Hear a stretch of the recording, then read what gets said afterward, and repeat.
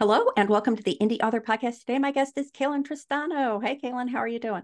Hey, I'm good. How are you? I'm doing great, thank you. To give our listeners and viewers a little bit of background on you, Kaylin Tristano is an indie author who's been writing contemporary romance and romantic suspense as Cara Malone for the past 7 years.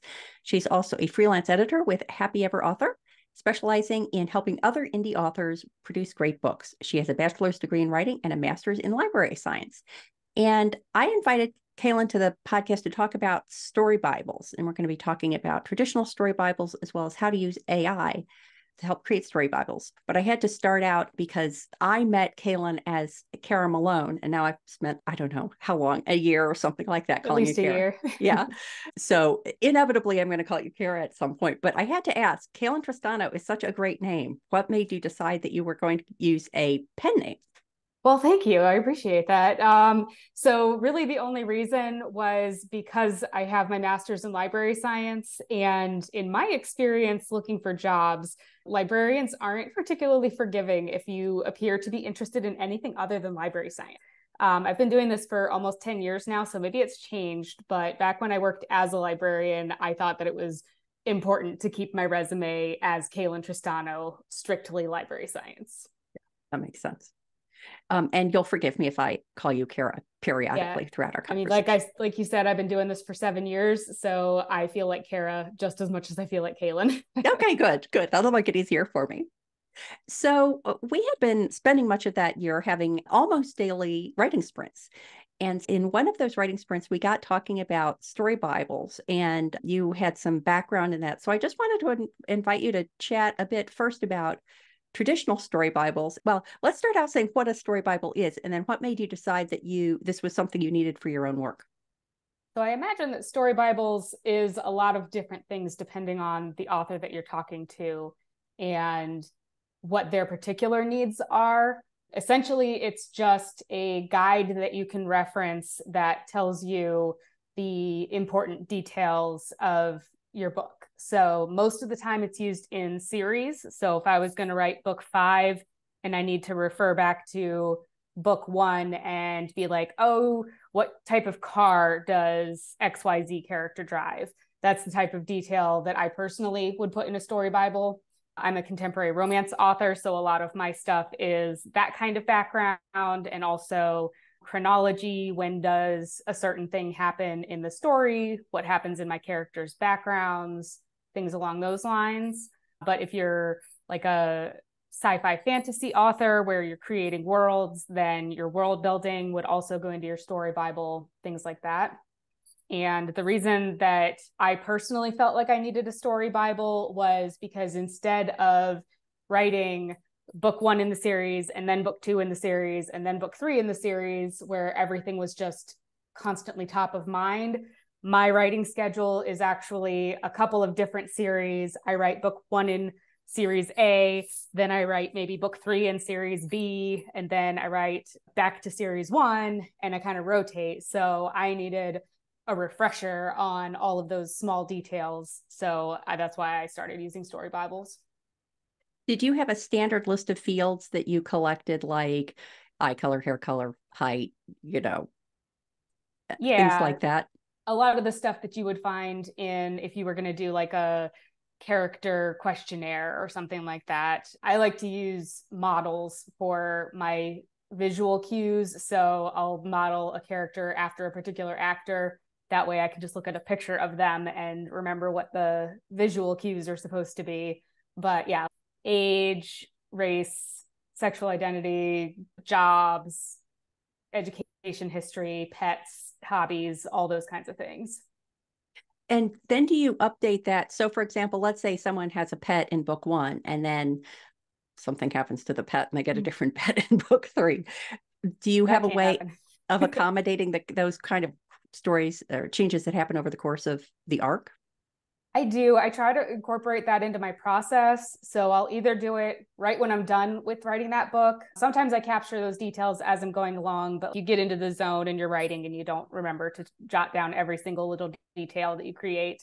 If I'm being like a really good author, I do it right after I finish writing the book, but more often than not, I get lazy and I do it right before I write the next book. So I'll just reread the previous book in the series and jot down all of my series Bible information.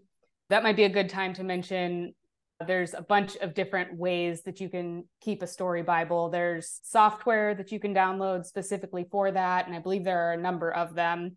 I use Notion a little bit for that. I also just put it directly into Scrivener, and that's where I do most of my writing. So I'll break it down by like character level information, setting, chronology, things like that. And each one of those will have a separate document in Scrivener, or you could do like an Excel sheet or something like that. So there's a lot of different ways to capture the information.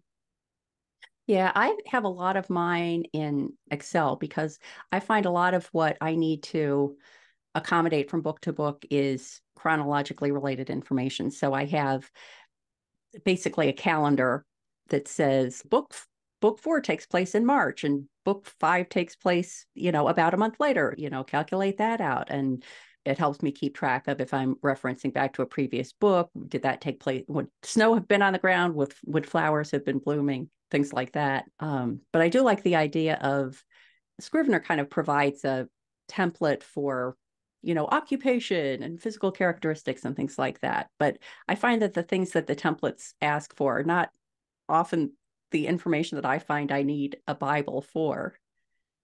Yeah, I haven't played too much with their preset stuff. I just start with a blank document. Yeah. But I do like Plotter. I've never used it really consistently, but it has a lot of good features. So you can create pages for each individual character. You can create your own fields.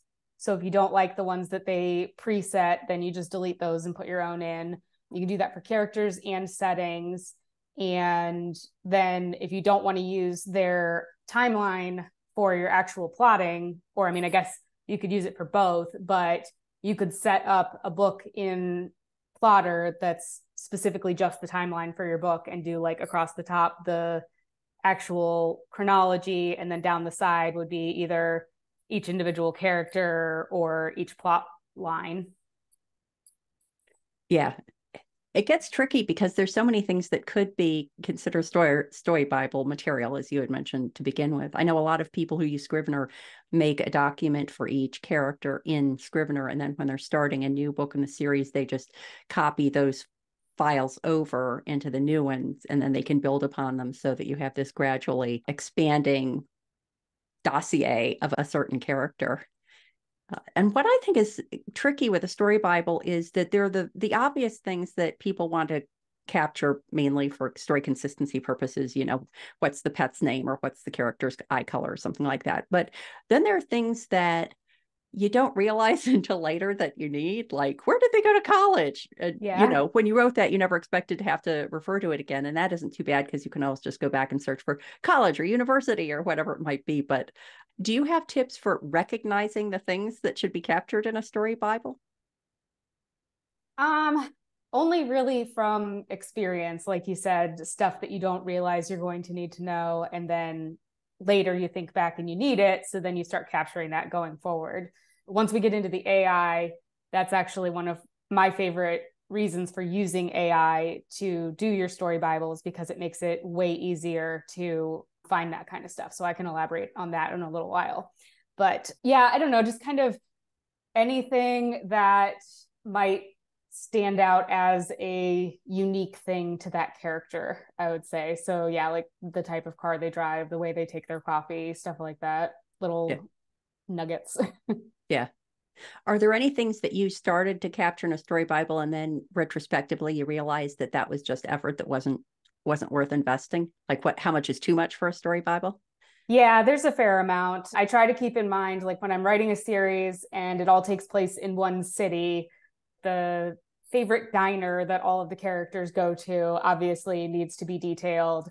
But if I think that this one character happens to be interested in yoga, so they go to a yoga studio, but no one else in the series is going to be interested, then I don't actually need details about that. Like I might write down the name of the studio and what book it's in so that I can reference it later. But things like that, I do sometimes get into the weeds about. Yeah, I think that just plain old search is your friend there, because I have a folder where I have Word exports of all my books. And if I'm having an inkling that somebody did something about yoga later, I can just search that folder for yoga and 9 times out of 10, maybe 8 times out of 10, I can find what I need without having to, diligently go through every single detail, which I think is not necessarily a useful use of time. Oh, I was just going to say, sometimes I get it in my head that I gave something a name. I mentioned diners, and I'm 7 books into my current romantic suspense series. And these characters have been going to this diner for 3 of those books. I was so sure I had given it a name by now. And writing book 8, I'm searching and I'm searching and I'm searching, and there is no name.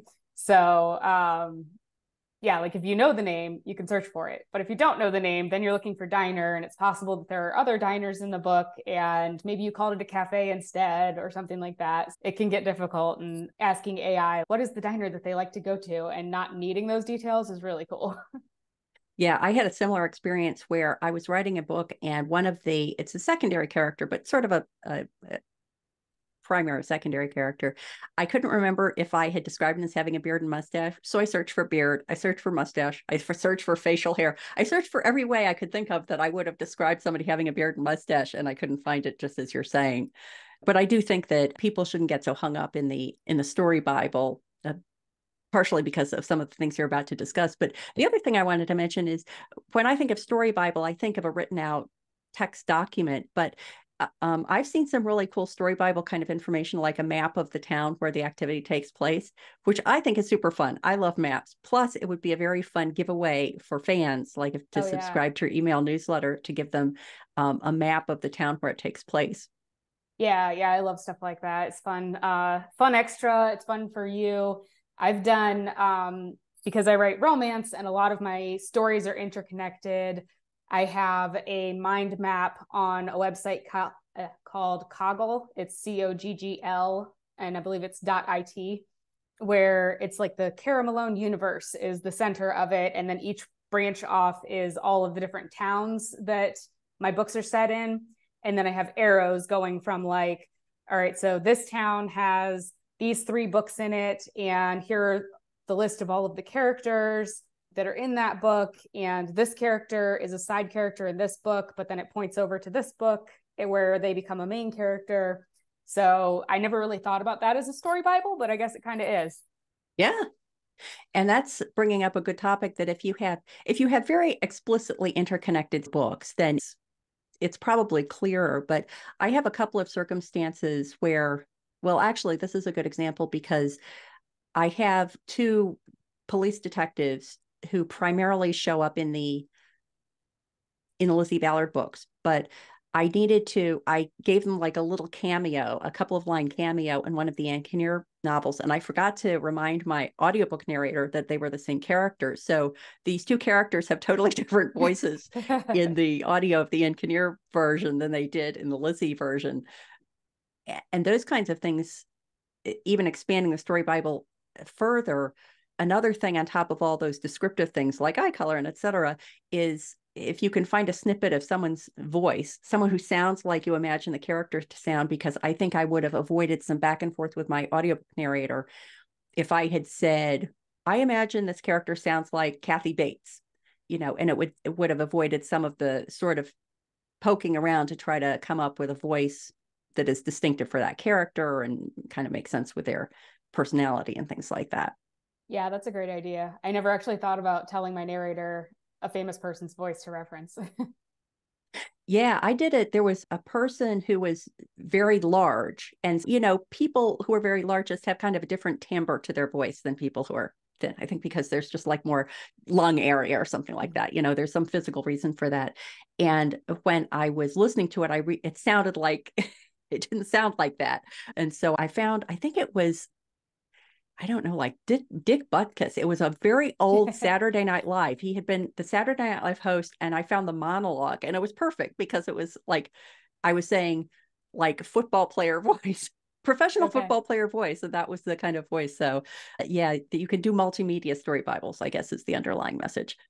Yeah, for sure. I mean, I do include images of my characters because I said I like to use famous people to reference.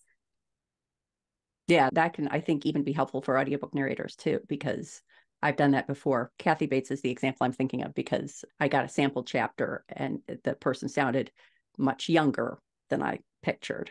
And so I said, no, it's really behind the scenes. It's really Kathy Bates, but not in misery. So we've mentioned a couple of times this idea of using AI. I'm very curious to hear more detail about how you are using AI to help you create story Bibles. So it all started with Claude, because Claude is the original one that has a large context window, meaning you can paste in a really large chunk of text and have the AI reference that whole chunk of text when it's giving you answers. And actually, since you asked me to come onto this podcast, which has been less than a month now, ChatGPT now has a large context window option in GPT-4, specifically in their playground model. So the stuff moves really fast, and it's entirely possible that anybody listening to this a month from now is going to need updated information too, because it just goes so fast. But essentially, yeah, when Claude came out with their version that you could paste in, it is, I referenced it here, it was 60K, and that's in tokens. So that would be roughly 50,000 words. It blew my mind. And I was like, there's just so many different options for this. Yeah, I've used it for a whole bunch of different purposes. And one of them is the story Bibles, because I write roughly 50,000 word novels. And at this point, they're up to 100,000 tokens, which is roughly 75,000 words. I know that was kind of a limiting factor for a lot of people. You would have to paste in half of your novel at a time in order to get your story Bible. But if you write shorter or under 75,000 words, then it's relevant now. You can just do your whole novel. Yeah, you can paste it in and then ask it any kind of questions that, let's say you were going to outsource it and hire someone to create your story Bible.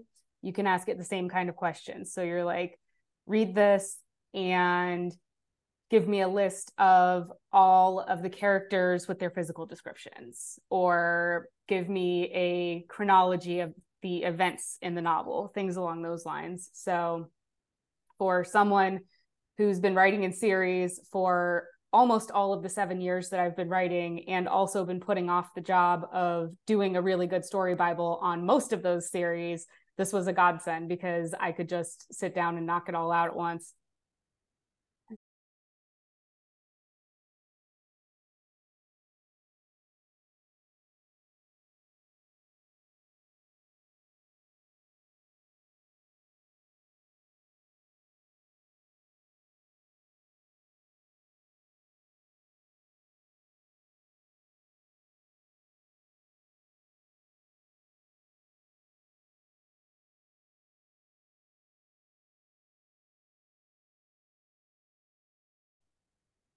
So I'm wrestling with this question about the amount of input you can provide, because, and we had talked about this a little bit earlier, that a couple of, maybe a month, a little more than a month ago now, tried putting the AI generated transcript of the podcast that I get from Descript, which is my audio and video editing software, and it does like a pretty good job, but not a publishable job. And I put it into ChatGPT, and I just gave it the prompt, correct the typos and grammatical errors in this transcript, and it does a great job.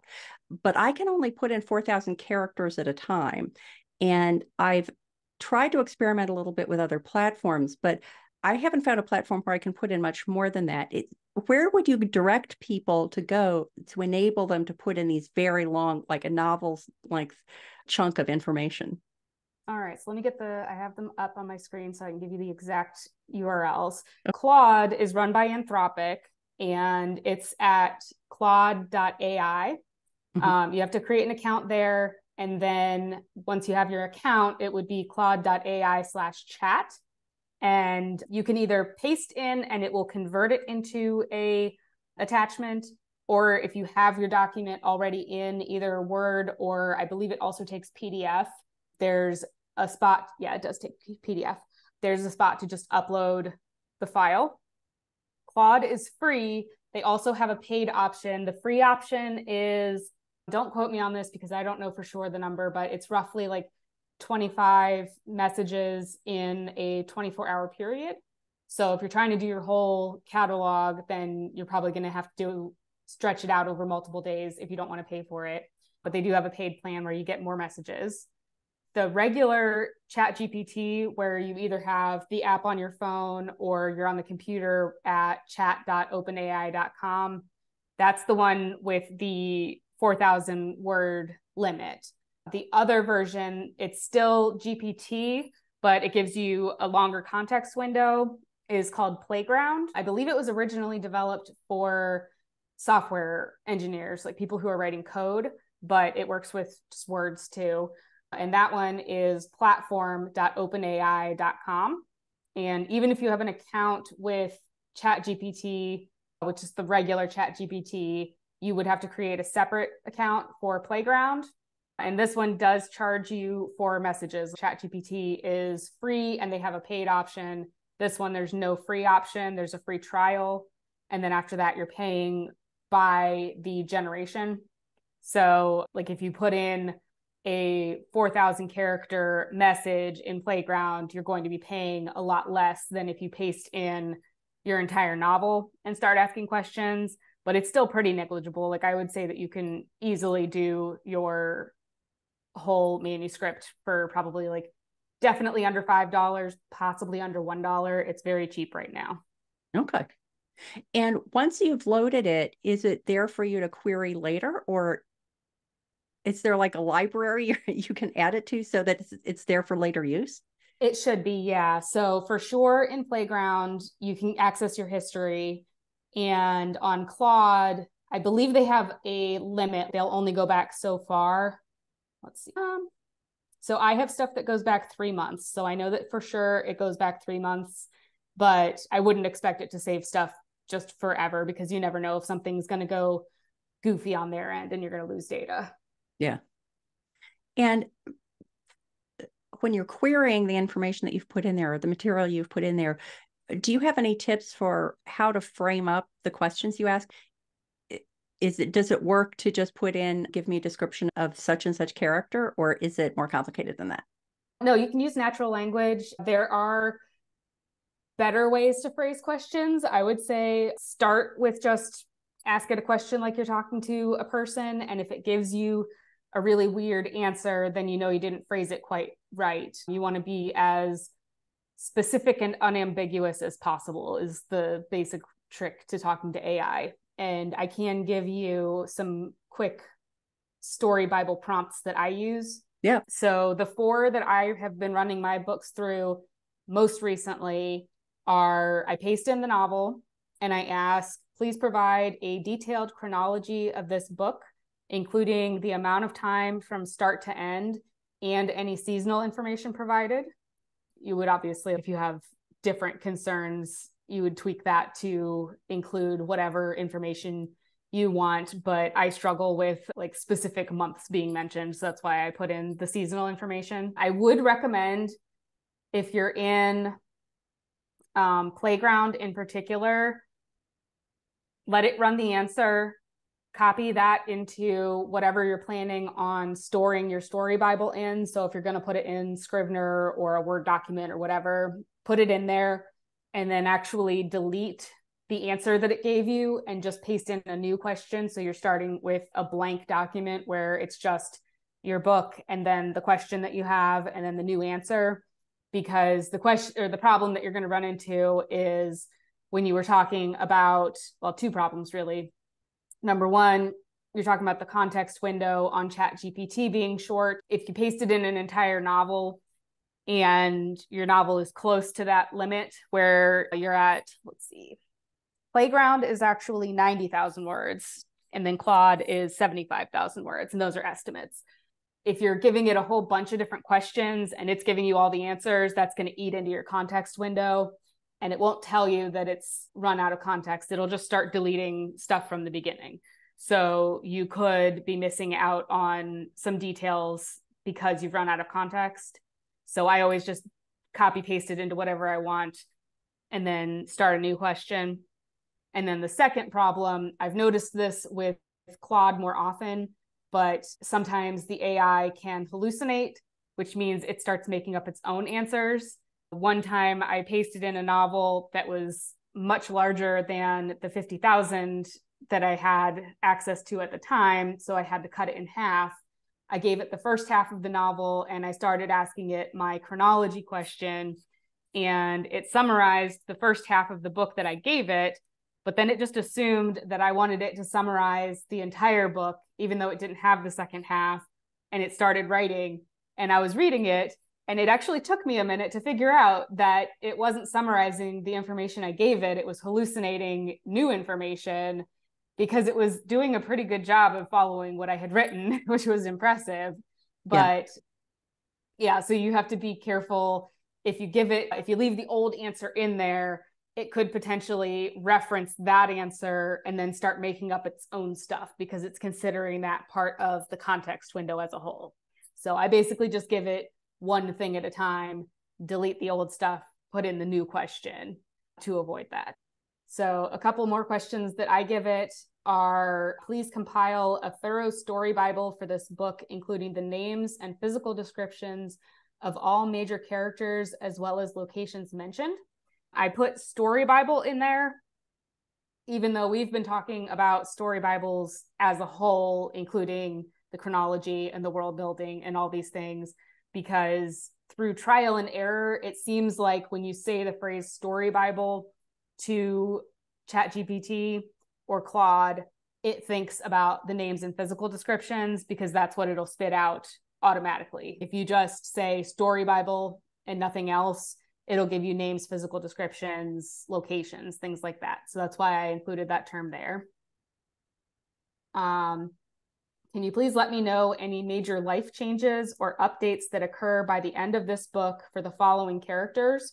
I use that for my series if I have a core group of characters that are going to need updates throughout the series. So I want to know, like, so-and-so just got engaged at the end of book 2, and then by the end of book 3, they're going to be married and things like that.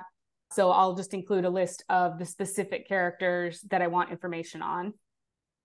And then please provide a detailed list of the events in this book. That one I have not fully tweaked to my satisfaction because it doesn't give you a super, super thorough list that I would like. It starts off thorough and then it kind of tapers off and it gives you a more general list about the midpoint of the book, at least in my experience. So it gets fatigued. Yeah, it gets tired. Gets bored. And so I need to work on making my AI assistant do that task better. And that's kind of the challenge with AI in general, is it's an amazingly powerful tool that can help you save a bunch of time, but you also have to babysit it, at least at this point in the game, because it gets bored and it starts hallucinating or it starts doing a bad job and you have to keep it on task. Well, I do think it's kind of a nice example of how we're not at a point yet where it's going to be taking over our jobs. I would never say never, but the fact that it needs to be babysat is what we're here for. We humans are here for. And I found that even with the transcript correction, that the first time I put the podcast transcript into ChatGPT, I just said, fix this transcript, and it created like an article for me. I was like, well, that's nice, but it's not what I need. And so I had to futz a little bit with the prompt, which ended up being more or less fix typos and grammatical errors. And then I also added and insert paragraph breaks as appropriate, because otherwise it would just do one really long paragraph. If my guest or I were talking for a long chunk of time, it would just be one giant paragraph, and it did a better job. It actually did break it up a little bit more if I put that extra prompt in. So I think it's very interesting to play around with this stuff, because you do have to bring a different mindset to it than any previous interactions with computers that I've had before AI started hitting. Yeah, for sure. And I think it's not even really consistent within itself yet, because like last month, I was running a book through AI that I had written in third person, and I decided that it actually needed to be in first person. The old way would be to sit there for a week, tediously changing all of your pronouns. And it's amazing that you can spend just a couple of days, paste in a chapter, tell it to change it to first person, paste in another chapter, hit go again. And I would still have to sit there and scan through it and make sure it was doing it right, because nothing else would change. The prompt would be the exact same. It's only been like 3 minutes since I ran it the last time. I pasted in a new chapter and it starts coming up with some kind of crazy stuff and it's not even writing my book anymore. It's okay, well, let's try that again. All you're doing is changing the tense, so stick to that, please. Yeah, these are all great examples of the brainstorming possibilities as well as the story Bible creation, because you could be working on a book and think, I wonder if this would be better in first person. And you could just stick a couple of chapters in there, run it through ChatGPT or Claude or whatever, see what comes out and go, no, or, oh yeah, that's kind of better. I think I'm going to switch and do that much more efficiently than you would have been able to do in the past. Oh yeah, for sure. This is one of the reasons that I'm the most excited about AI is just I don't know if you would call them admin tasks, but yeah, like brainstorming, outlining, things like that, where it would help to have another person in the room. You can run it past AI. A lot of authors focus on, is it ethical to use AI to generate your novel? Things like that, like the big picture questions. And I think there's a ton of small tasks that we can have the AI help us do that don't necessarily have to even touch on the big elephant in the room question. Yeah. And even the idea of if you were able to load all your books into one of these and then you're starting work on the next book in the series, and you could say, give me 10 ideas for what might happen next in this story, or give me 10 ideas for what might happen next with this character. That could be a super cool brainstorming thing. I've been using that a lot for nonfiction articles, that I'll have a topic that I need to write about. I'll plug it in and the text is so generic, it would never make an interesting article. But oftentimes the ideas or the way the information is organized is very useful to me to then take and write all by myself, whatever the article is that I need to write. Yeah, I've gotten all kinds of good details. The one that I have to chuckle about, and hopefully my reader who I talked to about this doesn't listen to this and learn my dirty secret, but I had a character, this was just like a total throwaway scene where the character was interacting with her sister and her sister was teasing her, as sisters do. And the character said that she got a new hobby, and the sister is like, oh, what are you doing now? Competitive air guitar? And my reader actually took the time to specifically message me about how hysterical she found that. And I was like, ChatGPT gave me that idea.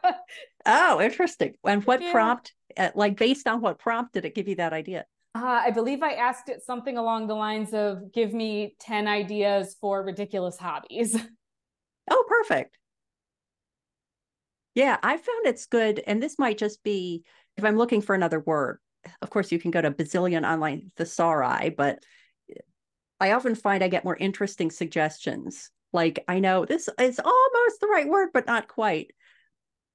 Can get more interesting input from AI than just a standard thesaurus. Yeah, for sure. One of the things that we wanted to talk about regarding AI was the idea about piracy. I mean, that's a concern of everybody. What are your thoughts about AI, either specific to story Bible kind of information or more generally? So me personally, I don't really worry about it because I think that authors who publish their work online are so used to being pirated by the billions and billions of piracy websites that are out there. And we know we're never going to get them all. Even if you start sending the takedown notices, they take them down and then new ones pop up. And sometimes it seems like they even pop up maliciously. They're like, oh, you sent a takedown notice on this website, so I'm going to upload it on 5 more. I have never personally been upset about the idea of piracy, either by AI or by actual humans. I don't worry about it, but I do know that a lot of my author friends that I've talked to about AI are pretty concerned about that possibility. I did take the time before our meeting to look up the terms of service for Claude and OpenAI, just to reference, and you can look these up. I don't know if they change or if they're pretty set in stone, but if you're personally concerned with the AI protecting your copyright, then definitely look it up for yourself. But the essential overview is, on Claude, anything that you put into Claude, you own, you have the rights to it. They're not going to use it. However, they authorize you to use the outputs. So you don't actually own them, but they're kind of informally licensed to you. That's my not a lawyer explanation of it. And they also say that they do not train on the things that you put into Claude. OpenAI, on the other hand, is kind of the opposite. So you still retain all of your ownership of anything that you put into OpenAI, and you own the output as well. They don't authorize it to you, they just give it to you. But the way that they majorly differ is they do train on anything that you input, not output. If you put your novel into OpenAI, then you're giving them permission to use that as part of their large language model, unless you go in specifically and opt out. So you do have that option. You have to go through their help desk and you can opt out of them using anything that you put into their system. Cool. Thank you very much for having done that research for us. Yeah, I figured I should probably know these things too, since I do use them. Yeah, well, as you're saying, it's tricky because it is a moving target. I'm a huge fan of the Hard Fork podcast. If anyone is interested in AI and is looking for a great and fun source for information on AI, the Hard Fork podcast, which is put out through the New York Times, is a great and very entertaining presentation of AI information. And then just to take the conversation away from AI for a little bit and back more to a core story Bible. I know we had early on referenced a couple of ways that we ourselves assemble the story Bible. And one thing that I've been trying, and with mixed results, because you do get in a flow, like you were saying earlier, when you're writing, you sometimes just get in the zone and you forget that you're supposed to be taking little notes about this stuff. And one way that I've worked to get around that is that I always, another computer assisted thing, the very last thing I do with my book is I have my computer read it to me.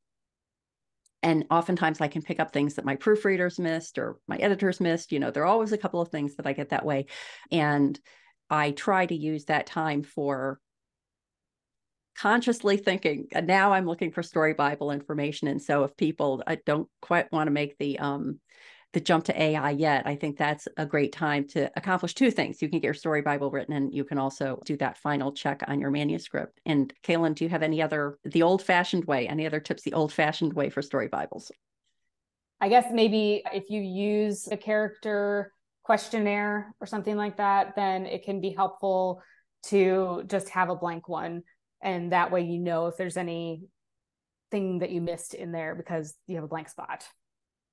Yeah, that's why I love spreadsheets. Spreadsheets are I don't know what I'd do if Excel ever went away in terms of managing it, but it is nice because you can see very clearly where a hole is. And sometimes it doesn't matter. Like, I'm never going to care where that character went to school or whatever. But I think that also sometimes looking at that and seeing where the holes are could give you story ideas, because you think, oh, you know, not only do I still have to establish where they went to school, but hey, you know, maybe I'm going to use that as a backstory or flashback or something like that. Yeah, that's a great way to develop people. And then you're like, oh, wow, I forgot completely to give these people parents. Yes, exactly. That could be a whole series unto itself. Well, thank you so much for sharing information on story Bibles, old and new. So please let everyone know where they can go to find out more about you and your work and everything you do online. All right. So if you're interested in me as an editor, my website is happyeverauthor.com. And if you're interested in my books, which are sapphic romance, it's caramalone.com. Great. Thank you so much. Thank you.